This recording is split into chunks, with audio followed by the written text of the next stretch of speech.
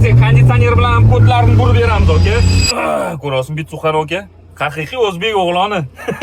Proyekt Damas asoschisi aka. Bitta bosamiz benzinga o'tadi. Bitta bosamiz mashinamiz metanga o'tib ketadi aka. Mashinamiz to'liq 4-pokoleniya metanlari bilan plus injektorlarni o'rnatib berdik.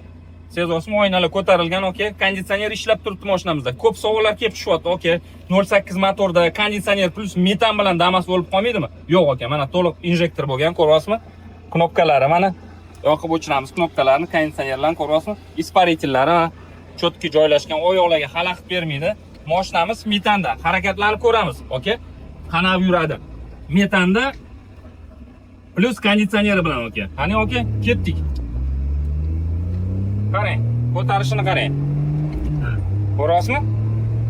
Tortishini ko'ryapsizmi aka? Konditsionerlik metanda mashina yurishini ko'ryapsizmi? Zo'r, ajoyib. Nagruzka umuman sezmaydi, bildirmaydi. Aka, bemalol mana 60, bilasiz, hozir hamma joy 60 bo'lgan. Mazza qilib salqin, chilla kunlarda konditsioner yoqib olib mazza qilib yurasiz aka. Plus mashinamiz Euro 5 standartiga talab beradi aka. Bemalol yashil stikerlarni ham qilib chunki karburator bilasiz, vibrslar juda ham zaharli bo'ladi, moddalar ko'p bo'ladi, karburatordan ugarlar ko'p chiqadi aka. Shuning uchun karburator mashinalarimiz talab bermay qoladi Euro 5 ga aka. Bu mashinamiz to'liq Euro 5 ga talab qilib, bu Damasimiz, injektor Damasimiz bemalol bor yashil stikerchalardan qilaylab, bu joyda harakatlanib qilib yuraverasiz aka.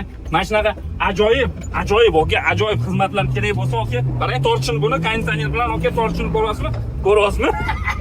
Bemalol proyekt Damasga kelsangiz aka, mana bunaqasiga konditsioner bilan ham kodlarni burib beramiz aka.